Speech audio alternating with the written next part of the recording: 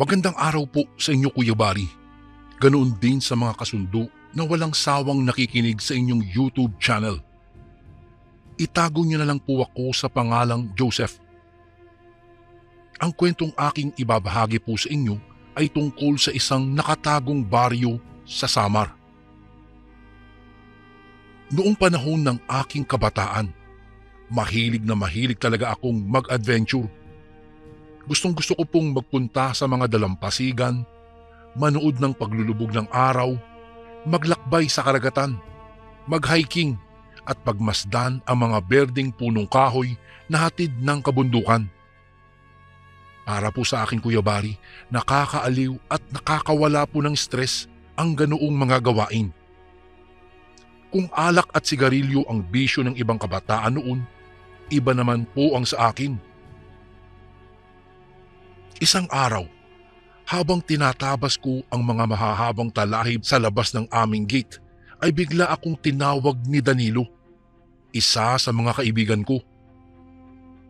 "Uy Joseph, ang sipag mo ngayong umaga, ano bang nakain mo?" Napatigil po ako sa aking ginagawa pagkatapos kong marinig ang kanyang tinig.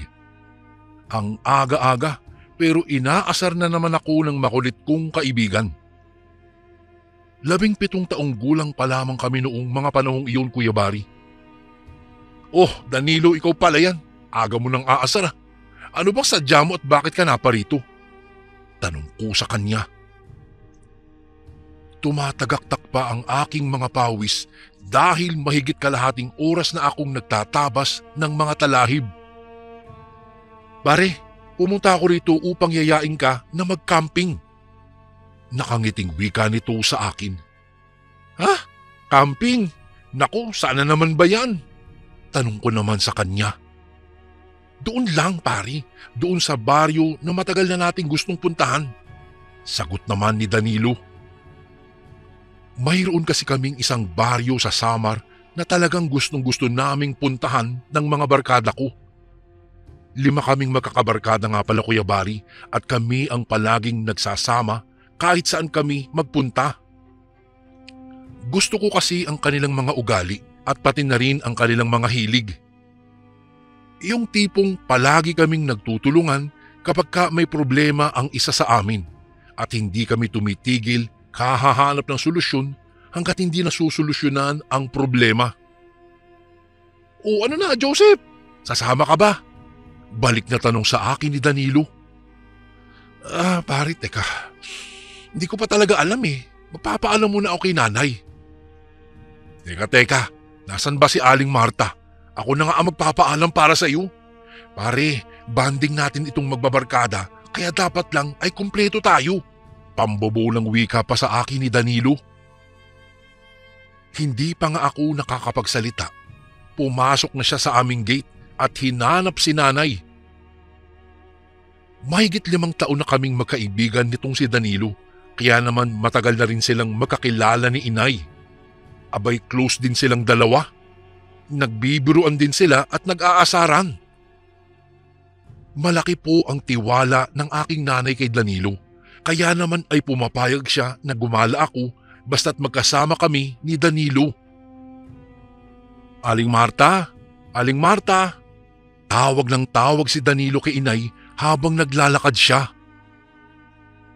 Hinahanap niya kung nasaan ito. Nakita niya si inay na naglalaba kaya naman ay mabilis niya itong nilapitan. Sumunod naman ako kay Danilo. Magandang umaga po Aling Marta." "Oh, Danilo, magandang umaga rin sa iyo. O bakit napadalaw ka?" Tanong ni inay sa kanya. At ayun na nga Kuya Bari, sinabi na ni Danilo ang kanyang pakay.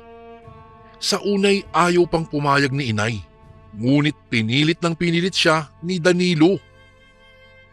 "Ay talaga ikong bata ka. O siya sige, papayagan kong sumama sa camping ninyo si Joseph ha. Basta't siguraduhin nyo lang mag-iingat kayo. Huwag kayong pupunta kung saan-saan doon, lalo na't hindi pa kayo sanay sa lugar na iyon." Sabi ni Nanay Marta. "Ay opo naman Aling Marta. Good boy kaya kami. Sige po, mag-iingat talaga kami roon at babantayan namin itong gwapo mong anak Promise, hindi kami mga hunting na mga chicks doon. Nakangising sagot ni Danilo. Nagtawanan sila inay at syempre inasar na naman nila ako. Kapag ka talaga magkaharap silang dalawa, puro ako ang laman ng kanilang usapan. Madalas nila akong inaasar at binibiro. Pagkatapos mag-usap nina Danilo at Nanay Marta, umuwi na po si Danilo sapagkat maghahanda raw siya ng mga dadalhin sa aming camping. Kagaya po ni Danilo, inihanda ko na rin ang mga damit na aking dadalhin. Plano po kasi naming mag-camping sa loob ng 3 araw lang naman. Kaya nag-ayos na ako dahil aalis na kami pagkatapos naming mananghalian. 7:00 pa lang iyon ng umaga pero na-excite na akong makita ang baryong aming pupuntahan. Hindi na ako makapaghintay na magbanding doon kasama ang aking mga barkada. Nang sumapit ang 2:00 ng hapon, nagpaalam na kami sa aming mga magulang na aalis na kami. 4 kaming mga magbabarkada ang magkakasama. Dala-dala po namin ang aming mga gamit, pagkain, tubig at iba pang mga pangangailangan namin. Kotse ang ginamit naming sasakyan patungo po roon. May kaya kasi ang pamilya ng isa sa mga barkada namin, kaya naman ay hiniram niya sa kanyang ama ang kotse para gamitin namin sa mahabang biyahe. Siya na rin po ang nagmaneho dahil sanay siya sa pagmamaneho ng kanilang kotse. Tinuruan kasi siya ng kanyang ama at iyon ang dahilan kung bakit natuto siyang mag-drive ng kotse ng maaga. Kabilin-bilina ng mga magulang namin na mag-iingat kami roon at wag na wag kaming gagawa ng mga bagay na ikapapahamak namin. Siyempre po, nangako naman kami sa aming mga magulang na magpapakabait kami at uuwing ligtas. Lumipas ang mahigit 3 oras na biyahe. Palapit na kami sa aming pupuntahan. Nakatingin ako sa paligid ng aming dinadaanan habang nasa loob kami ng kotse. Naroroong nakatayo ang mga matatayog na puno ng mahogani. Hindi ko napigilang mabighani sa magandang lugar na iyon. Hindi nagtagal, nakarating na rin kami. Inihinto ni Jeff ang kotse sa isang malawak na damuhan. Siguro po'y mga 5:00 na ng hapon nang dumating po kami doon. Ay, sa wakas, nandito na rin tayo! Masayang sambit ni Danilo. Binuksan na namin ang kotse saka lumabas. Naghanap kami ng magandang pwesto at doon ay inilatag ang aming tent. Wow, grabe no! Sobrang ganda ng lugar na to. Wika ko habang ginagala ko ang aking mga mata sa paligid. Tanaw na tanaw ko ang haring araw na unti-unting lumulubog sa may dakong kanluran. Kaagad ko iyong kinudakan. Manghang-mangha talaga ako sa magandang view na nakikita ko sa aking paligid at ganoon din sina Brian, Jeff at Danilo. Ano mga pre, tara mag-bonfire tayo dito. Tutal pagabi na naman eh. Wika ni Danilo at saka sumang-ayon naman kami sa kanyang suwestyon. Sinimulan na namin ang pangunguha ng mga tuyong dahon kagaya na lamang ng dahon ng saging at iba pang mga dahong naroon. Nanguha rin kami ng mga tuyong sanga ng mga kahoy at dinala iyon malapit sa kinaroroonan ng pwesto ng aming tent. Pagkatapos noon, sinimulan na namin ang pagpapaapoy. Kumuha kami ng mga dala naming malalaking chichirya at saka umupo malapit sa kinaroroonan ng apoy. Ay grabe po, masarap sa pakiramdam talaga ang init na hatid ng apoy, lalo na't medyo malamig sa lugar na iyon. Tamang-tama talaga ang aming desisyon na mag-bonfire. Sa pagdaan ng maraming minuto, tuluyan ng lumubog ang araw. Naging madilim ang buong paligid. Ngunit hindi nagtagal ay lumitaw rin ang napakabilog na buwan. Kitang-kita namin ang nakangiting buwan sa kalawakan nang tumingala kami. Ay grabe! Sobrang ganda ng buwan, no? Tingnan nyo! Sambit ko, nakaagad naman nilang sinang-ayunan. Ang buwan ang siyang nagsilbi naming tanglaw noong gabing iyon. Kain lang kami ng kain habang nagkukwentuhan. Talagang tuwang-tuwa kami, Kuya Baring Apat, dahil nakapag-banding din kami sa baryong iyon. Tara, pasok na tayo sa loob ng tent. Yaya ni Brian sa amin. Tapos na kaming kumain at nagpapatunaw na lamang. Mamaya na lang tol, nag-i-enjoy pa kami dito sa labas eh. Sagot naman ni Jeff sa kanya. Mga 8:00 na siguro iyon ng gabi. Unti-unti na rin nauupos ang apoy dahil nauubos na ang mga kinuha naming kahoy. Noong tuluyang maupos ang apoy, tumungo na kami sa loob ng tent at saka humiga. Nasa gilid ako at katabi ko si Danilo. Maya-maya, nagpaalam si Jeff na iihi muna siya.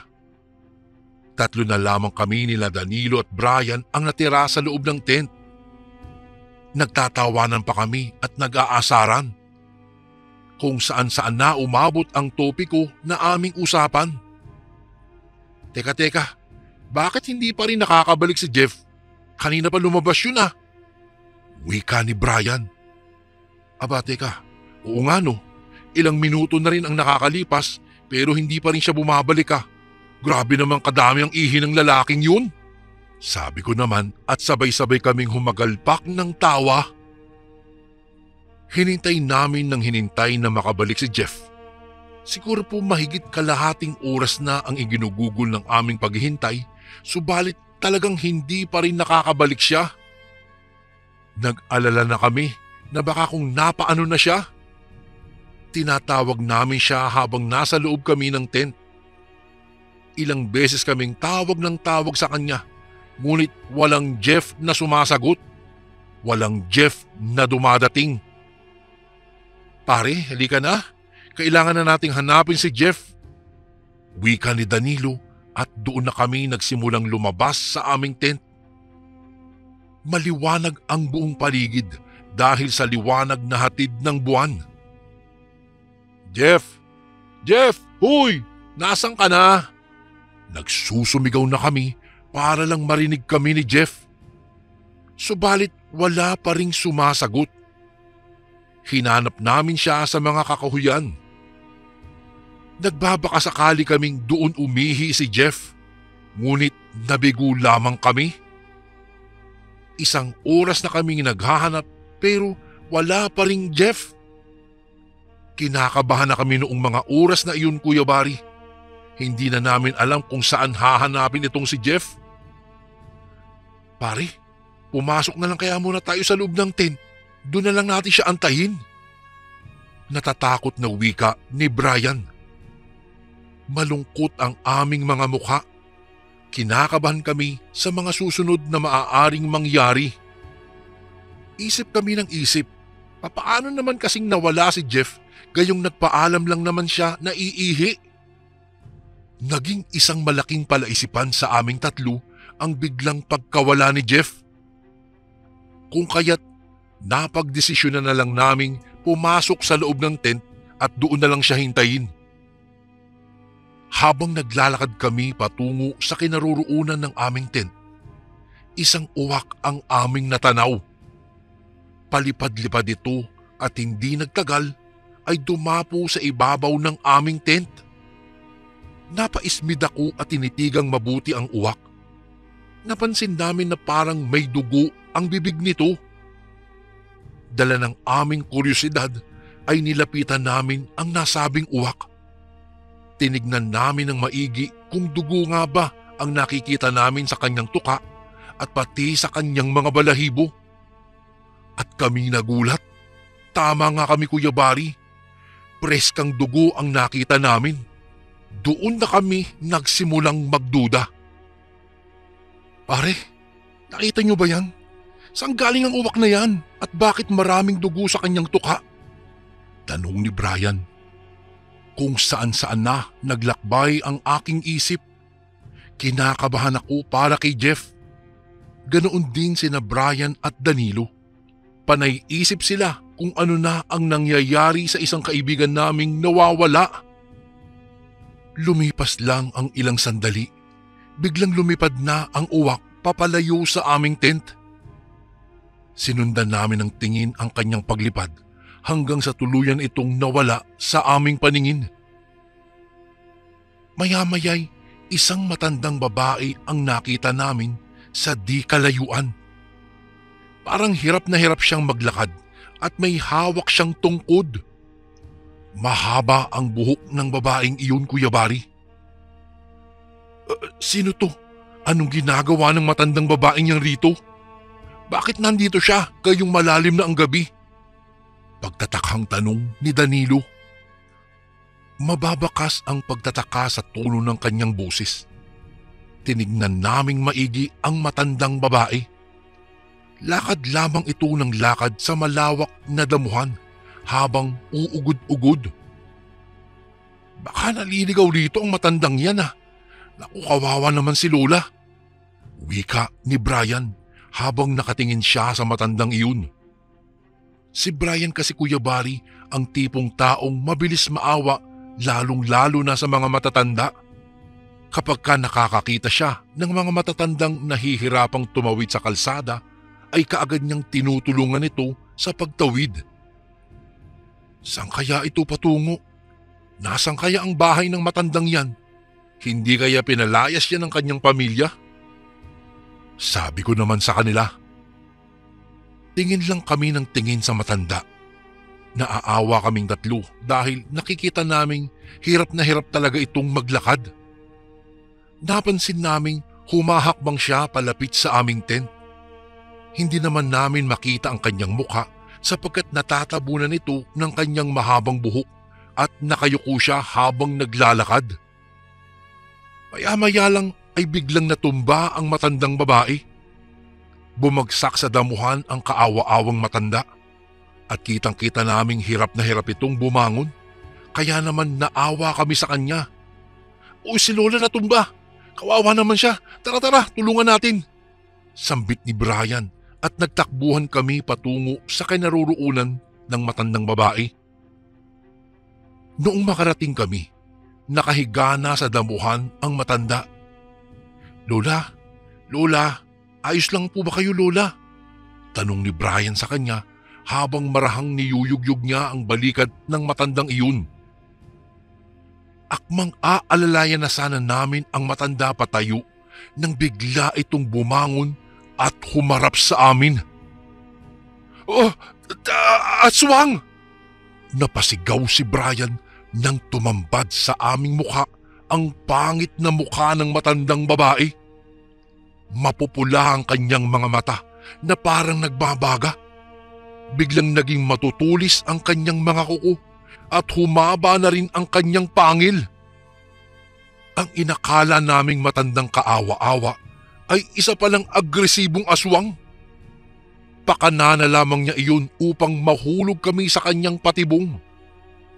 Napaatras kaming tatlo nang biglang tumayo ang matandang aswang at kinuha ang kanyang tungkod. Bigla niyang hinampas si Brian at tumama sa binti nito. Ikinatumba ni Brian ang pangyayaring iyon samantalang kami naman ni Danilo ay takot na takot. Humahalakhak pa ang matanda at saka muling hinampas si Brian. Nagsusumigaw si Brian sa sobrang sakit. Kita ko ang pagdanak ng kanyang dugo nang kagatin ng matandang babae ang liig ni Brian. Gustong-gusto naming iligtas si Brian, ngunit wala kaming mga armas. Wala kaming laban sa matandang iyon. Sa sobrang takot namin ni Danilo ay kumaripas kami ng takbo. Nangingilit ang luha sa aking mga mata habang binabagtas namin ang daan palayo sa kinaroroonan ni Brian. Hindi namin siya nailigtas dahil naunahan kami ng takot. "Pare, si Brian! Paano si Brian?" Hindi ko alam, tumakbo lang tayo. Kailangan na natin umalis sa lugar na ito. Sambit ko habang tumatakbo kami ni Danilo. Tumungo kami sa kinaroroonan ng kotse ni Brian. Tangkasan na naming tumakas doon, subalit wala naman sa amin ang susi ng kotse. Ngunit nang kinapako ito ay bukas ang kotse, kung kaya't dali-dali kaming pumasok sa loob. Maya-maya lang, nakita kong nasa labas na ng kotse ang matandang aswang. Nakatayo siya malapit sa pwesto ni Danilo. "Danilo, sa gilid mo!" sigaw ko sa kanya. Nang lumingon si Danilo, natanaw niya sa labas ng kotse ang aswang. Pinaghahampas pa nito ang kotse gamit ang daladala niyang tungkod. Takot na kami ni Danilo sa mga sandaling iyon, Kuya Bari. Noong mga sandaling iyon ay hindi na namin talaga alam ang aming gagawin. Sa taranta ko ay bigla kong nabuksan ang pintuan at ako'y tumaob palabas. Napasalampak ako sa lupa at nagwika ng, "Pare, tara na, labas na!" sigaw ko kay Danilo.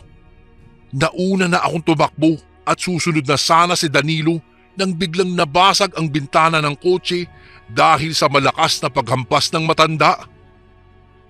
Hinihigit niya si Danilo palabas sa kotse, samantalang ako naman ay todo takbo na. Hindi ko na alam kung saan ako papunta noong mga oras na iyon. Nangangatog ang aking mga tuhod at naninindig na ang aking mga balahibo. Umiiyak na rin ako dahil sa sobrang takot. Hindi ko akalaing mapanganib pala ang baryong aming pinuntahan. Takbo lamang ako ng takbo habang patuloy sa pagdaloy ang aking mga luha. Naaawa ako sa sinapit ng mga kaibigan ko. Kung kaya ko lang iligtas sila ay gagawin ko, ngunit naunahan ako ng takot.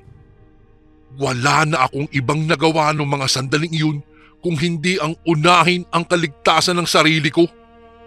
Natakot ako talaga na baka abutan ako ng aswang na iyon. Sa aking pagtakbo, nakakita ako ng isang malaking puno at naisipan kong magtago doon. Palihim kong sinilip ang kinaroroonan ng kotse. Gusto kong alamin kung ano na ang nangyari kay Danilo, kaya naman nilakasan ko ang aking loob sa pagsilip. Sobrang sakit ng aking dibdib nang makita ko si Danilo. Nagsusumigaw siya sa damuhan habang hinihigit siya ng aswang. Kitang-kita ko kung gaano kalakas ang nilalang. Hinihigit siyang pilit palabas ng kotse. Hanggang sa napagtagumpayang ilabas siya ng kotse. Hindi ko alam kung saan dadali ng aswang ang aking kaibigan. Awang-awa ako sa kalagayan nito at mas lalo akong nasasaktan sa tuwing maririnig ko ang malakas na sigaw ni Danilo. Sigaw na humihingi ng saklolo. Ngunit anong magagawa ko? Dapat ko bang isugal ang buhay ko para iligtas ang kaibigan ko? Kahit ganoon ang sinapit ni Danilo, hindi sumagi sa isipan ko na tulungan siya dahil sa aking takot at dahil kapag ginawa ko iyon, batid kong hindi lang si Danilo ang mabibiktima, kung hindi pati na rin ako. Habang hinihigit ng matandang aswang si Danilo, iginagala rin niya ang kanyang mga mata sa paligid. Sumisingot-singot ito at parang hinahanap niya ako. Kinabahan ako dahil baka makita niya ako. Kaya naman ay lalo akong nagsumiksik sa puno. Lumipat-lipat ako ng mga puno upang masigurong ligtas ako. Dahan-dahan akong gumapang patungo sa makakapal na mga talahib. Kahit nagkakanda-sugat-sugat na ang aking katawan, ay hindi pa rin ako tumigil sa paggapang. Muntik pa akong mapasigaw at mawalan ng ulirat nang makita ko sa gilid ng talahiban ang bangkay ni Jeff. Duguan ang katawan nito at parang nginat-ngat ang kanyang liig. Nagkalat ang kanyang mga lamang loob sa kanyang tabi. Gusto ko nang humagulgol dahil sa sobrang sakit na aking nararamdaman. Hindi ko matanggap na ganoon kasaklap ang kanyang sinapit, Kuya Bari. Kaya pala hindi siya nakabalik na ay dahil inatake na siya ng matandang aswang na iyon. Tinakpan ko na lamang ang aking bunganga upang hindi marinig ng matandang aswang ang aking pag-iyak. Gustong-gusto ko na talagang magwala ng mga sandaling iyon, ngunit pinipigilan ko na lamang ang aking sarili. Pinipigilan kong mabuti dahil natatakot ako na baka marinig ng matanda at ako naman ang isunod niya. Pagkatapos kong tignan ang dugoang bangkay ni Jeff ay lumipat ako ng pwesto. Lumayo ako sa kinaroroonan niya dahil nasusuka na ako sa malansang amoy na nagmumula sa kanyang lamang loob. Muli akong gumapang patungo sa gitna ng mga nagtataasang talahib. Gapang lang ako ng gapang. Maya-maya'y nanatili muna ako ng matagal. Nagpahinga. Nag-isip. Hindi ko na kasi alam kung ligtas pa ba ako kung lalabas ako. Pakiramdam ko lang kasi ay nagmamasid lang ang matandang aswang na iyon sa kanyang paligid. Alam niyang buhay pa ako at malakas ang aking kutob na hindi niya ako talaga titigilan hanggat hindi niya ako nakikita. Maya-maya pa, bigla akong nakarinig ng mga yapak. Ang mga yapak na iyon ay nasundan ng nasundan at habang tumatagal ay palapit ng palapit sa talahiban. Nilakasan ko na lamang ang aking loob. Inihanda ko na ang aking sarili. Nakahanda na akong kumaripas ng takbo kung sakaling makita niya ako. Sa paglipas ng ilang sandali, ang mga yapak na iyon ay dumulog malapit sa kinaroroonan ng bangkay ni Jeff. Medyo malapit lamang iyon sa pwestong pinagtataguan ko. Iniwasan ko ang lumikha ng kahit anong ingay at tinakpan ko ang aking bibig. Sinilip ko ang pwestong kinaroroonan ni Jeff, subalit naging maingat ako sa aking mga kilos. Tiniyak kong hindi ako mapapansin ng matandang aswang. Nang silipin ko ang kinaroroonan ni Jeff, natanaw ko ang matandang aswang. Nakatayo ito doon at inililibot niya ang kanyang mga tingin. Alam kong ako ang kanyang hinahanap at mabuti na lamang hindi pa rin niya ako nakikita. Maya-maya'y yumuko na ang aswang at saka hinigit niya ang bangkay ni Jeff. Naglakad siya papalayo habang daladala ang bangkay ng aking kawawang kaibigan. Laking pasasalamat ko dahil umalis na ang matandang aswang. Noong mga sandaling iyon, hindi ko na talaga alam kung saan niya dinala ang bangkay ni Jeff. Hindi na muna ako lumabas sa aking pinagtataguan dahil gusto kong matiyak na ligtas talaga ako kapag lumabas na ako. Naghintay ako ng mahigit 1 oras. Maya-maya'y naging kampante na ako at napagdesisyonang lumabas na sa aking pinagtataguan. Batid kong wala na roon ang matandang aswang.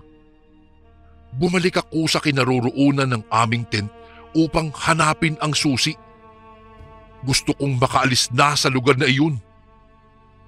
Habang tinatahak ko ang damuhan pabalik sa aming tent, muling nanariwa sa aking isipan kung papaano pinatay ng matandang aswang si Brian, kung papaano niya hinigit si Danilo, at maging ang karumal-dumal na sinapit ni Jeff. Lumuluha akong naglalakad papasok sa aming tent. Sinubukan kong hanapin ang susi ng kotse ni Brian, ngunit bigo akong matagpuan iyon. Kaya naman, sumilip na lamang ako sa labas at nag-isip ako ng ibang paraan kung papaano makakaalis sa lugar na iyon. Tiningnan ko ang bahagi ng damuhan kung saan doon ay pinatay ng aswang si Brian. Ngunit dugo na lamang ang tanging naiwan. Wala na roon si Brian. Wala na ang bangkay ng aking kaibigan. Naisipan kong maglakad-lakad. Baka sakaling makakita ako ng bahay at makahingi ako ng tulong. Mag-isa kong binagtas ang kahabaan ng daan habang nagmamasid ako sa paligid. Wala akong makita kahit isang bahay. Sagana sa mga punong kahoy kasi ang lugar na iyon. Mabuti na lamang at mayroong buwan, kaya naman hindi ako nahirapang maglakad sa gitna ng gabi. Matinding kilabot pa rin ang nararamdaman ko habang ako'y lakad lang ng lakad. Kung saan-saan ako nakarating. Kahit napapagod na ako sa paglalakad, ay hindi pa rin ako tumigil sa takot na baka matagpuan ako ng matandang aswang na iyon. Hindi nagtagal, nakakita rin ako ng mga bahay. Walang mapagsidlan ang tuwang aking nararamdaman sapagkat sa wakas ay nakarating na rin ako sa mga kabahayan. Hindi simentado ang mga nakikita kong bahay at batid kong mga ordinaryong tao lamang ang mga namumuhay roon. Huminto ako sa tapat ng bakod at saka sumilip-silip. Parang may ilaw sa loob ng kanilang bahay, kaya naisip ko na baka gising pa ang mga taong naroroon. Tao po! Tao po! Paulit-ulit ang pagkatuko habang nagsusumigaw. Wala akong pakialam kung mabulabog ko sila. Desperado na kasi akong humingi ng tulong, Kuya Bari. Tao po! Pagbuksan niyo po ako! Muling sambit ko at hindi nagtagal. Isang batang lalaki ang lumabas. Nakatingin lamang siya sa akin at para bang nagulat siya sa aking pagdating. Gamit ang kumpas ng aking kamay, pinapunta ko siya malapit sa aking kinaroroonan. Nasa labas kasi ako ng kanilang bakod. Ang gwapo ng batang lalaki at sa tingin ko po ay 7 taong gulang pa lamang siya. Maputi at matangos ang kanyang ilong. Hindi naman nagtagal, naglakad siya palapit sa akin habang nakangiti naman ako sa kanya. Bata, ako nga pala si Joseph, huwag kang matakot ha. Nandito ako para humingi ng tulong sa inyo. Nandito ba yung mga magulang mo? Wika ko sa batang lalaki. Ngunit seryoso lamang siyang nakatingin sa akin. Ngumiti ako sa kanya, ngunit parang wala lang iyon sa kanya. Hindi rin siya nagsasalita. Sa halip na sagutin niya ako, ay pinili niyang umalis. Bumalik siya sa loob ng kanilang bahay. Napakamot na lamang ako sa aking ulo, ngunit hindi pa rin ako umalis. Umaasa akong lalabas ang kanyang mga magulang nang sa gayon ay ibabalita ko sa kanila ang nangyari sa mga kaibigan ko. Nang lumipas ang ilang segundo, bumalik ang bata. Ngunit mayroon na siyang kasamang babae. Sa tingin ko po, Kuya Bari, ay nanay niya ang babaeng iyon. Itinuro ako ng bata kaya lumapit sa akin ang babae at saka kinausap ako. Nay, magandang gabi po. Pwede po bang makahingi ng tulong sa inyo? Tanong ko sa kanya.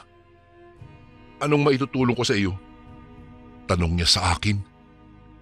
Humugot muna ako ng malalim na hininga at saka muling nagsalita. Nay, kasi po pinatay po kasi ng matandang aswang ang mga kaibigan ko. Baguhan pa lang po kasi kami sa baryong ito. Pwede po bang dito na muna ako tutuloy sa inyo? Baka po alam niyo rin kung sino ang aswang sa lugar na ito. Gusto ko po kasing ipaabot sa mga pulis ang nangyari. Wika ko sa babae. Tumingin lang ito sa akin. Halika sa loob. Sabi naman niya sa akin at saka pinapasok niya ako sa kanilang bakod. Laking pasasalamat ko sapagkat mayroon na akong matutuluyan. Ngunit inakala kong mabait sila. Nang makarating ako malapit sa loob ng kanilang bahay, parang tumigil ang aking mundo dahil sa aking mga nakita. Tumambad sa aking paningin ang kaawa-awang mukha ni Danilo. Nakagapo sa niyog ang kanyang katawan at nagsusumigaw siya nang makita niya ako. Kitang-kita kong humihingi ng tulong ang kaibigan kong walang kalaban-laban. Nakita ko rin sa tabi ng malalaking kawa ay naroon nakapwesto ang bangkay ni na Jeff at Brian. Gulat na gulat ako sa aking mga nasaksihan. Ang sayang aking naramdaman ay biglang napawi. Napalitan iyon ng takot at pagkataranta, lalo na noong nasilayan ko ang matandang aswang na nagsisibak ng kahoy malapit sa malaking kawa na may lamang tubig. Doon ko napagtanto na mga aswang ang lahat ng mga naninirahan doon. Nang makita ako ng matandang aswang ay kaagad akong kumaripas ng takbo. Hinarang pa ako ng babae ngunit tinabi ko lang siya. Diretso ako palabas ng kanilang pintuan. Nakita ko pang hinahabol ako ng matandang aswang habang daladala ang kanyang itak. Binilisan ko ang aking pagtakbo. Pumunta ako at dumaan ako sa maraming mga pananim nang sa ganoon ay hindi niya ako kaagad na makita.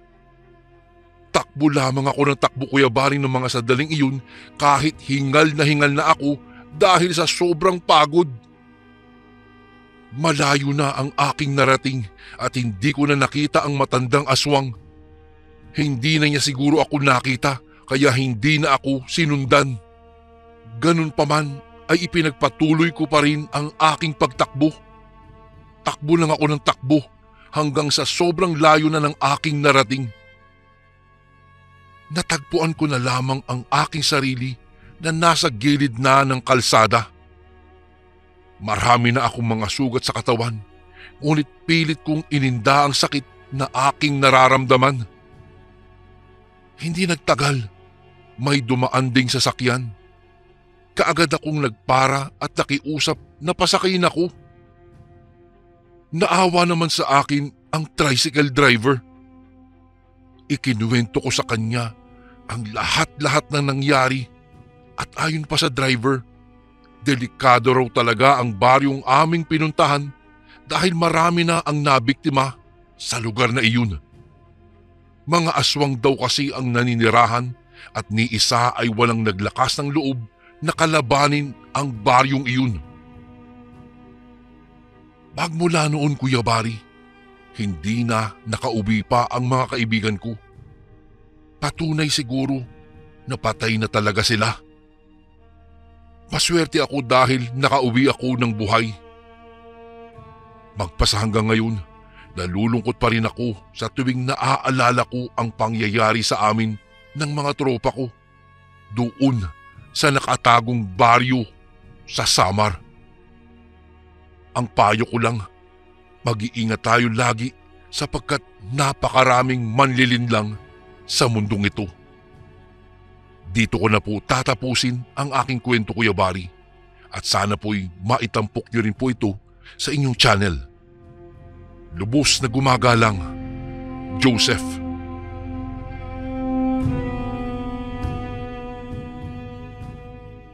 Natatarantang minwestrahan ko ang aking kaklase na magtago na sa lugar na dapat naming pagtaguan. Parating na ang aming propesor at balak namin siyang sorpresahin. Kuya Bari, ako nga pala si Troy at ang aking guro ay si Sir Tomas na hindi ko na lang lalagyan pa ng apelyido. Nakagawian ko na talaga ang magulat sa mga taong malalapit sa akin sa pamamagitan ng pagbibigay ng mga sorpresa.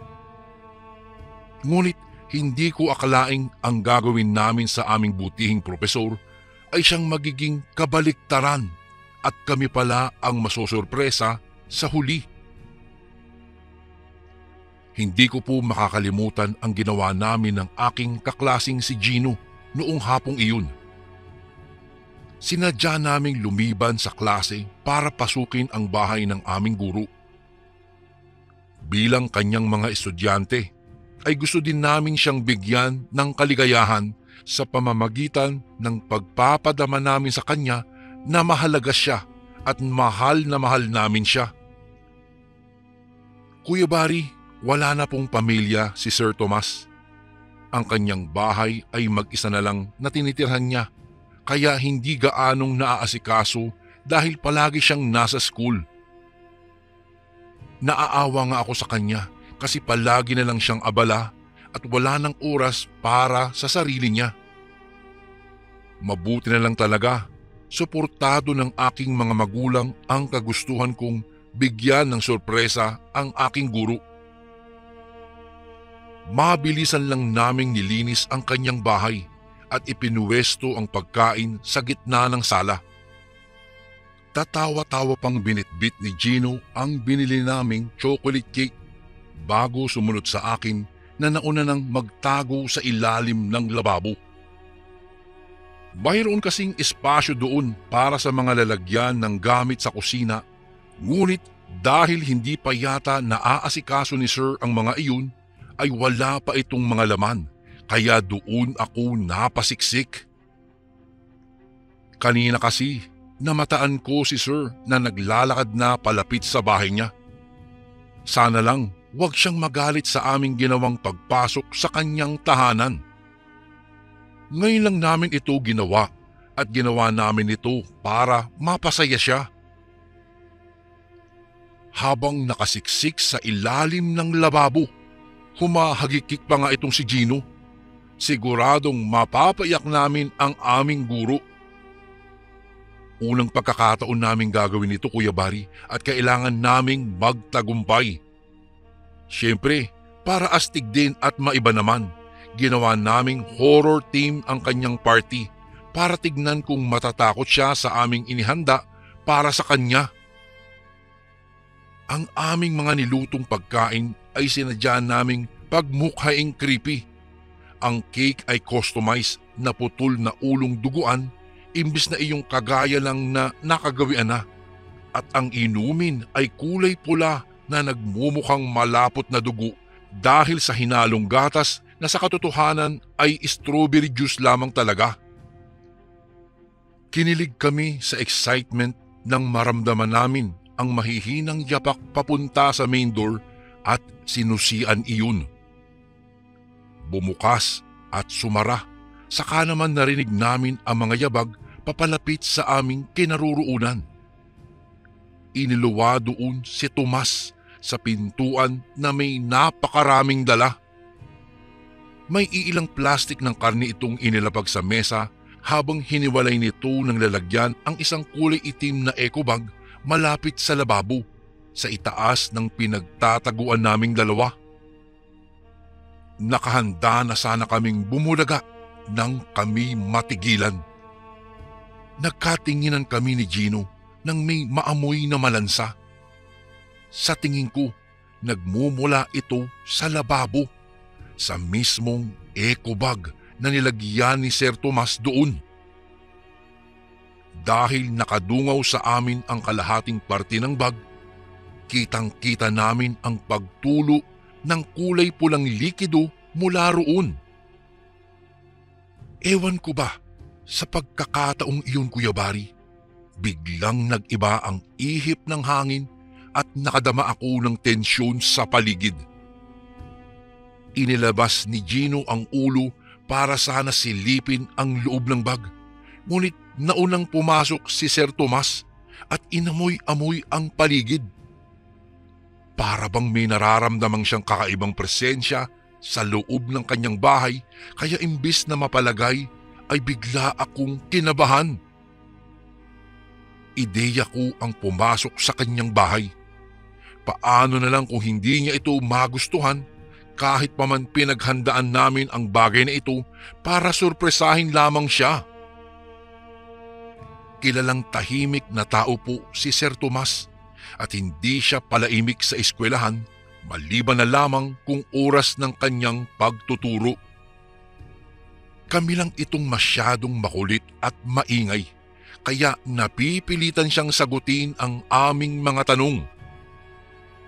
Sinenyasan ko si Gino na huwag maingay at nakiramdam kami sa ginagawa ni Sir Tomas. Nakita namin nang umupo ito sa isa sa mga upuan doon sa kusina. Matapos, nilak ng maayos ang bawat pintuan at pintana. Mas lalo tuloy naging madilim sa loob ng kanyang bahay. Dito na ako pinagpawisan ng matindi. Ang panlalamig ko at pangangatal ng katawan dahil sa kaba ay hindi na kayang pagtakpan ang aking pananahimik.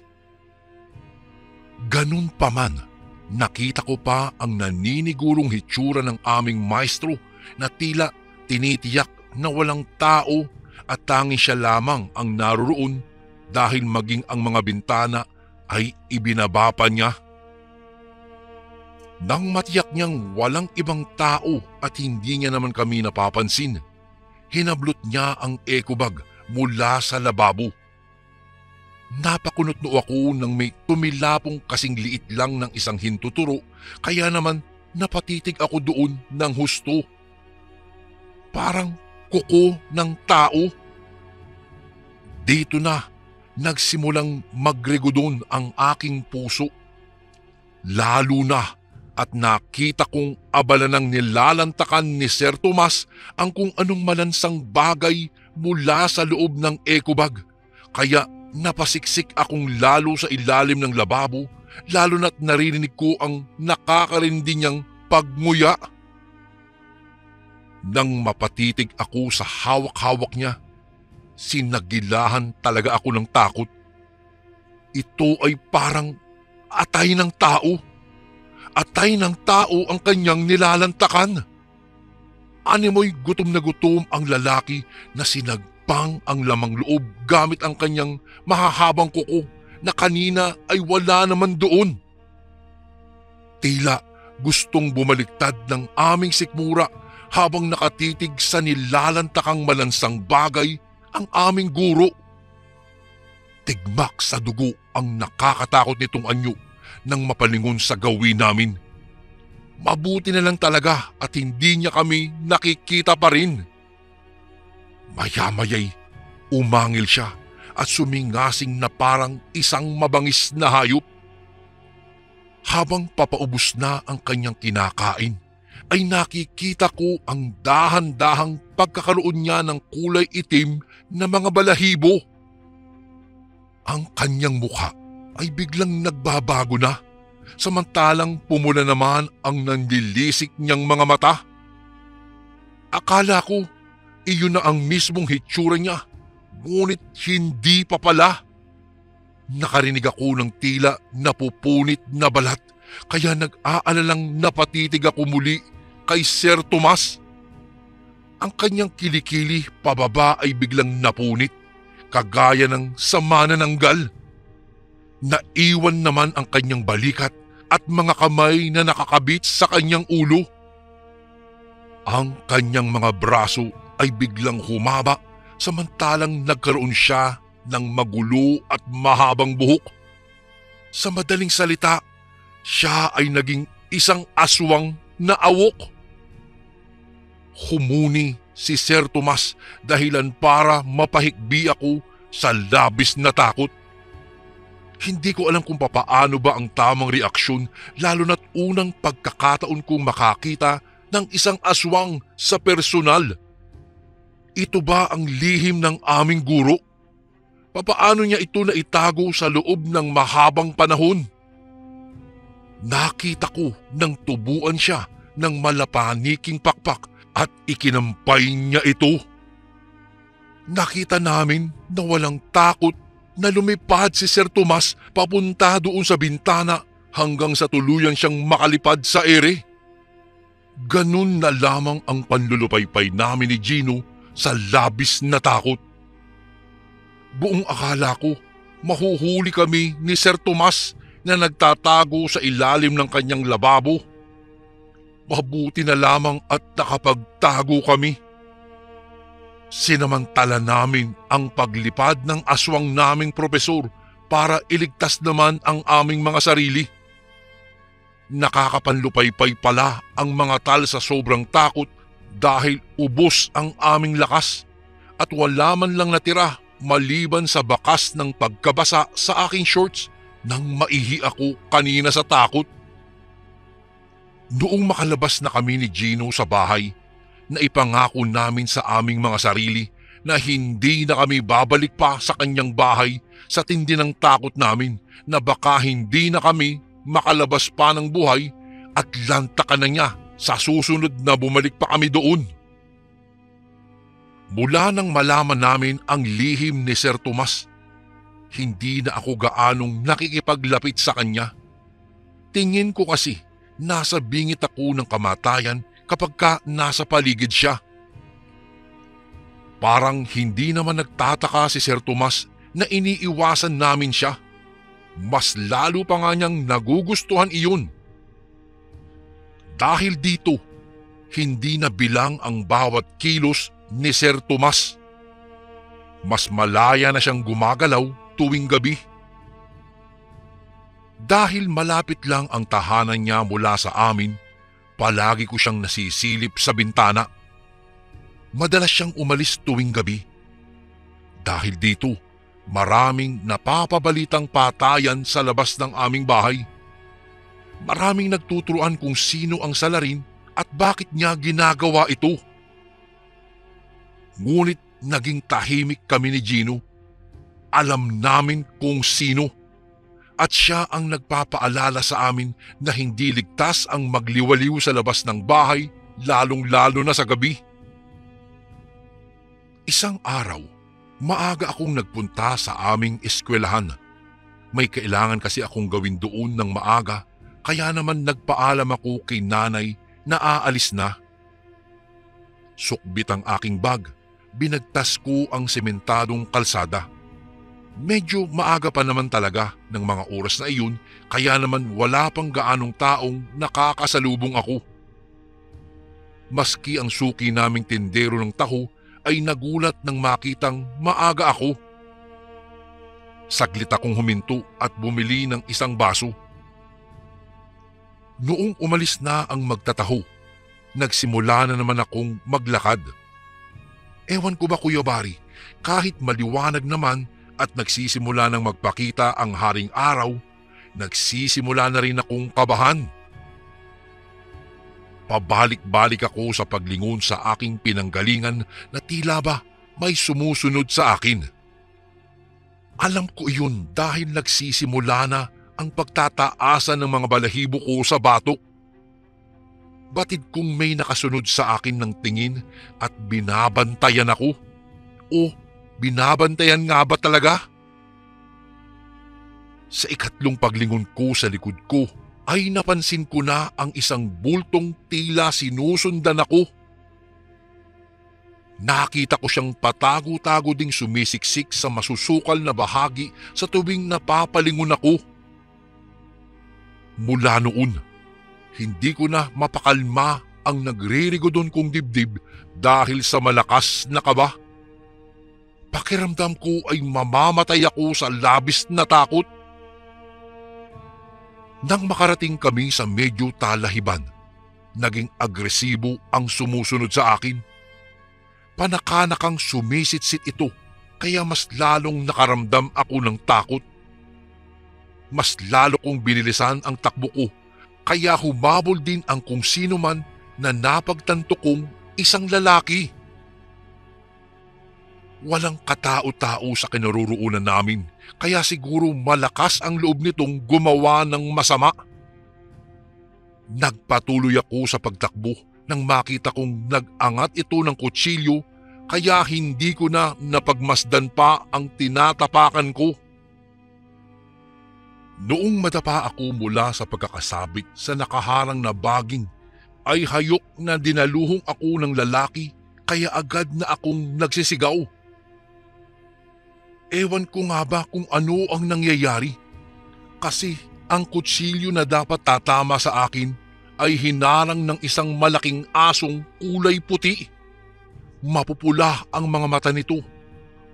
Mas nagmumukhang lobo ang hitsura na kayang makipagtagisan sa akin ng taas kapag nakaupo, at may naglalaway na bibig na may pangil. Nagulat na lang ako Kuya Bari nang inatake ng asong puti ang lalaking nagbabalak ng masama sa akin. Nakita ko kung papaano sila nagpambuno hanggang sa tuluyan ng masugatan ng lalaki ang aso sa may pangunahin nitong paa sa bandang balikat. Umalulong ang aso at mabangis na umangil, dahilan para mapatakbo ang lalaking kanina lang ay sinisindak ako. Nang lamunin na siya ng talahiban ay umungol ang aso na animoy nasasaktan.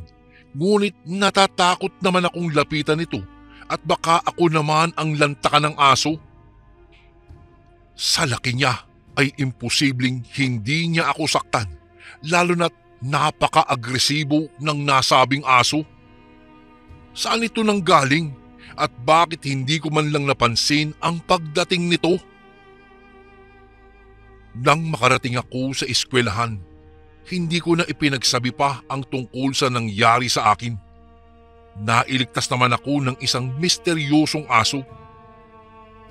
Ngunit hindi ko maiwasang matakot nang kumalat sa school ang tungkol sa isang misteryosong serial killer daw na pinaniniwalaang siyang may kagagawan ng lahat ng nangyayaring patayan sa aming lugar. Marami na raw itong napapatay na karamihan ay mga kagaya kong binatilyo ang pinupuntirya. Kinilabutan ako nang muling maalala ang nangyari sa akin kanina. Kung ganun, muntika na pala akong mabiktima ng isang malupit na serial killer. Nanginginig na napaupo ako sa aking upuan. Tila ako'y nawalan ng lakas. Salamat na lang talaga sa asong iyon na bigla na lang akong iniligtas. Kung sino man o ano ang asong iyon na hinarang ang kutsilong babaon dapat sa akin, sana ay nasa maayos na kalagayan siya. Inaalala ko ang nangyari kanina nang siya namang pagpasok ni Sir Tomas sa aming classroom. Namumutla siya at mukhang masama ang kanyang pakiramdam. Binati ko siya ng magandang umaga bilang paggalang dahil guro namin siya kahit papaano. Hindi sinasadyang napatitig ako sa kanyang balikat nang mapansin kong may bahid iyon ng dugo. Dito na kumabog ang dibdib ko ng husto. Parang biglang sumama ang aking pakiramdam at nagduda sa kanyang sugat na alam kong tinatago niya sa kanyang damit. Hindi ako nakatiis nang magpunta siya sa banyo kaya nagmamadali ko siyang sinundan. Kinatuko ang banyong kanyang inukupa saka sinabing baka kailangan niya ng aking tulong. Bigla niya akong sininghalan sabay sabing hindi niya raw kailangan ng tulong ko at kaya niya daw ang kanyang sarili. Hindi ko na lamang siya kinulit pa at nagtungo na lamang ako pabalik sa aming classroom.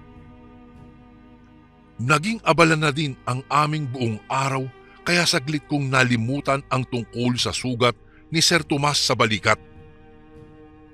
Kinahapunan, ipinatawag ako ng aming prinsipal. Ayon sa aming guro, may ipakikiusap daw ito sa akin. Madali lang naman daw iyon at kaunting research lang kaya kaagad na akong nagtungo sa kanyang opisina. Ang akala kong madali ay hindi naman napatunayan. Mag-aalas 6 na nang makalabas ako ng school.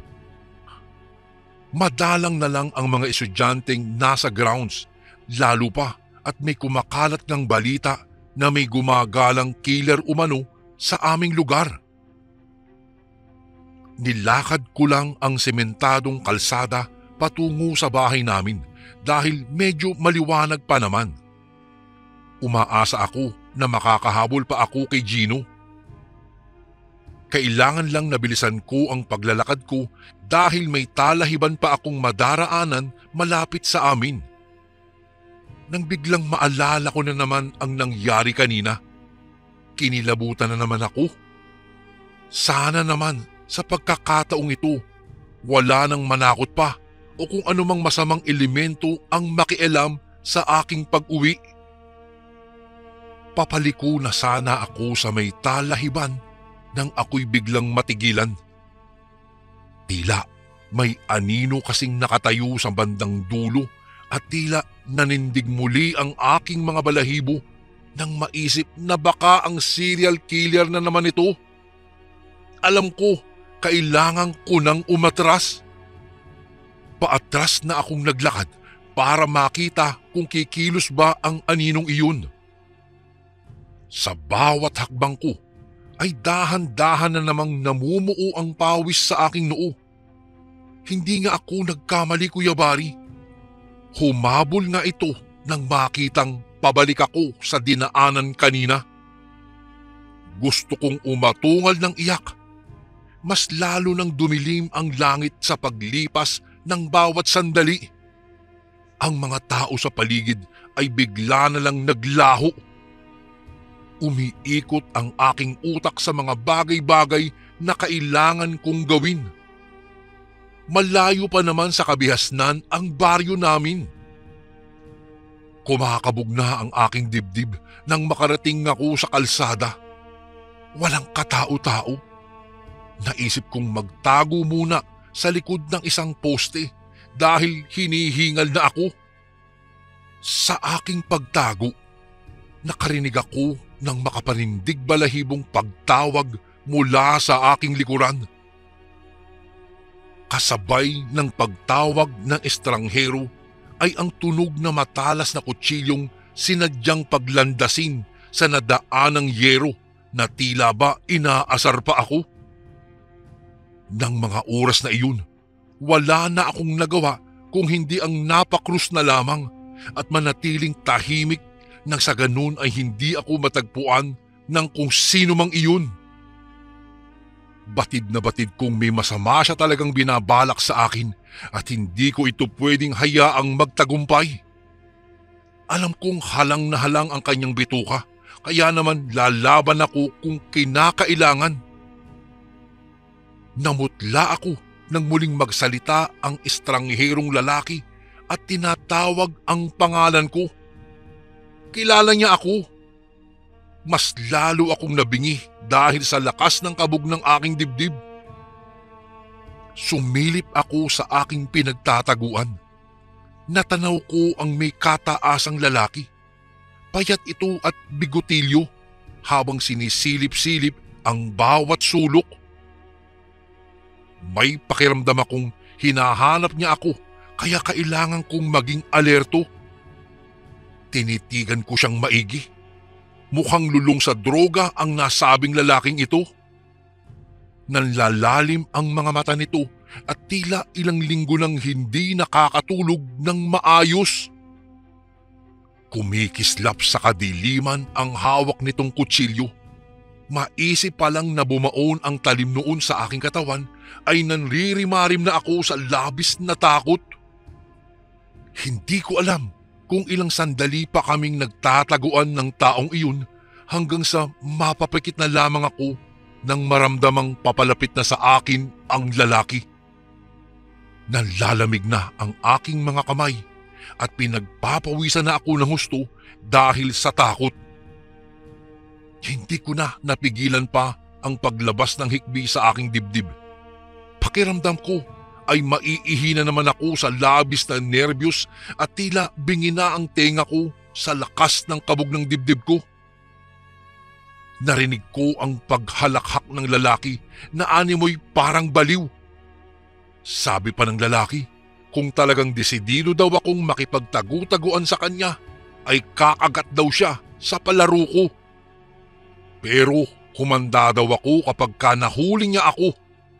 Titiyakin daw niya na dadaan sa aking lalamunan ang kanyang kutsilyo. Mas naging matindi ang takot na aking nadarama. Mas lalo ko pang isiniksik ang aking sarili sa gilid ng posting iyon at wala na akong pakialam kung makuryente man ako at mamatay. Mas gugustuhin ko pa iyon kaysa mahanap ng baliw na lalaki at wala nang ibinigay sa akin kung hindi labis na takot. Abot-abot ang dasal ko na sana ay wag niya akong makita nang makalagpas na ito sa aking kinaroroonan. Kung bakit kasi dito pa ako sa lugar na ito nagtago? Sana'y tumakbo na lang ako kanina. Nang mawala sa aking paningin ang lalaki, ay napahinga ako ng maluwag. Muntik na ako kanina. Ganun na lang ang pagsigaw ko nang Kalabitin ako ng nakangising lalaki na lumibot lang pala sa kabilang bahagi ng poste, kaya hindi ko siya nakita. Napaungol ako sa sakit ng hilahin ng lalaki ang buhok ko at pahiga akong hinila pabalik sa talahiban. Tila parang manika kung hilahin niya ako, dahilan para magkagalos-galos ang buo kong katawan dahil maraming matutulis na bato sa daraanan. Panay ang pagpupumiglas ko. Alam kong wala naman talaga akong laban sa lakas ng serial killer na ito. Huminto ang lalaki at biglang humarap sa akin. Napasigaw ako, lalong-lalo na nang makitang puno ng kalmot at malalalim na sugat ang mukha nito. Halos hindi na makilala ang tunay niyang hitsura sa dami ng kanyang sugat. Nakangising lumuhod ang lalaki sa aking harapan at sinabing kailangan daw niyang tanggalin ang aking mga lamang loob nang sa gayon ay magkapera daw siya. Naka-school uniform pa ako noon kaya madali niyang napunit ang aking polo. Sabi pa niya, ihahatid naman daw niya sa aking pamilya ang aking katawan kaya daw wala daw akong dapat ipag-alala. Nag-isip ako kung ano ang pwede kong gawin. Tiyempo namang may nakapa akong bato sa bandang uluhan ko. Pinulot ko ito at mabilis na ibinato sa mukha ng lalaki. Tinamaan ang mukha niya at napasigaw ito nang magdugo iyon. Galit na galit ang lalaki at itinaas niya ang kanyang kutsilyo para isaksak na sa akin. Ngunit mula sa kung saan, lumabas na naman ang kulay puting asong tumulong sa akin kanina. Walang babalang dinambahan kaagad ng hayop ang lalaking kanina pa ako balak patayin. Nagpambuno sila at nagpagulong-gulong sa lupa. Parehong mabangis at walang nais na sumuko. Nang magkaroon ng pagkakataon ang lalaki, sinugatan niya ang aso at walang anumang itong ibinalibag sa isang bahagi ng talahiban. Nahintakutang bumalikwas ako ng bangon.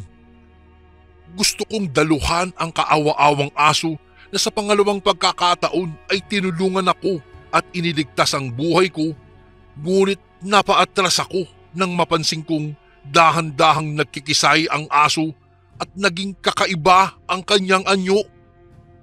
Nagiging kahulma na ito ng isang tao, dahilan para mapasinghap ako sa labis na takot.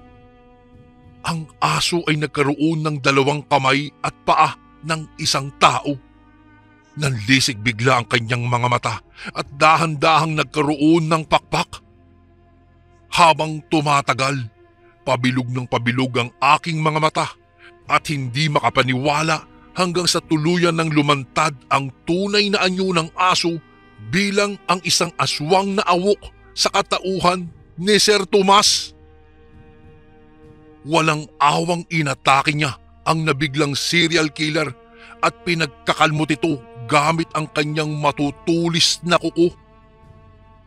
Kahit nagsisigaw pa ang lalaki ay wala siyang nagawa nang marahas siyang iangat ng aswang sa ere at inilipad papalayo sa akin.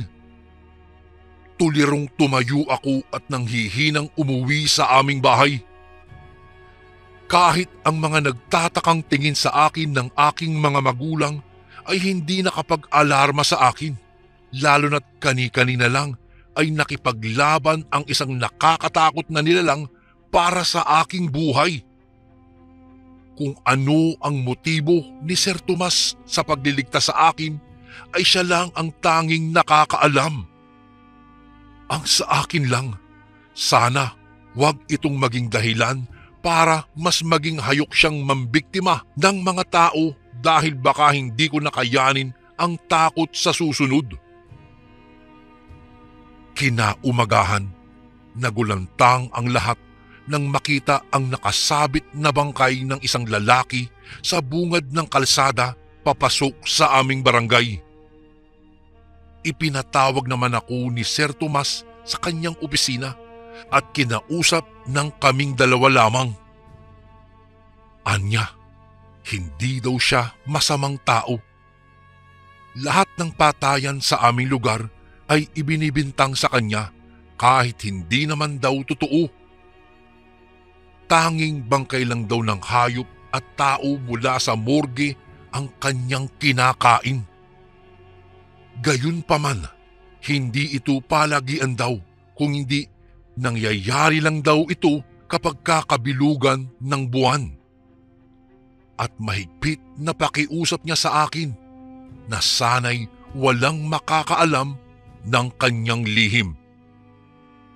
Tumango naman ako at ngumiti kay Sir Tomas. Wala akong magawa dahil iniligtas niya ang buhay ko, kaya pangako ko, walang makakaalam ng kanyang lihim. Ang lihim ni Sir Tomas bilang isang aswang na awok. Lumipas ang ilang linggo, mas lalo kaming naging malapit ng aking Sir Tomas. Hindi na ako natatakot sa kanya kahit alam kong isa siyang aswang. Doon ko palang napagtanto, Kuya Bari, na hindi pala lahat ng aswang ay masasama. Doon ko palang napatunayan na mayroon din palang mabuting loob na aswang at walang iba ito kung hindi ang aking guro na si Sir Tomas. Ngunit sa paglipas ng panahon ay nag-resign na rin ito sa aming paaralan. Wala nang nakakaalam kung saan ito nagtungo at kung ano ang nangyari sa kanya. Ngunit Kuya Bari, bago ko makalimutan, naalala mo ba yung sorpresang binigay namin sa kanya? Nagpasalamat pala siya sa amin ni Gino dahil sa ginawa naming iyon. Natawa nga lang daw siya dahil imbis na siya ang matakot ay sa amin daw bumalik iyon. Isang pangyayari po sa aking buhay ang hindi ko na malilimutan dahil sa aking guro na isang aswang pala. Ngunit hindi ko po kinamumuhian si Sir Tomas, bagkus siya ay aking hinahangaan dahil minsan ay iniligtas niya ang aking buhay. Kuya Bari, dito ko na po tatapusin ng aking kwento. At sana po'y piliin niyo rin po itong basahin sa mga darating na araw. Sir Tomas, kung ikaw man ay nakikinig, saludo po ako sa inyo at maraming salamat po sa pagligtas niyo po sa aking buhay. Lubos na gumagalang, Troy. And again, maraming salamat po mga kasundo. Don't forget to subscribe. And i-click nyo lang po yung bell na button para updated po kayo sa mga upcoming videos namin na paparating. Maraming salamat po ulit. God bless and ingat po lagi dyan. Ito po si Kuya Bari at ako ang sundo.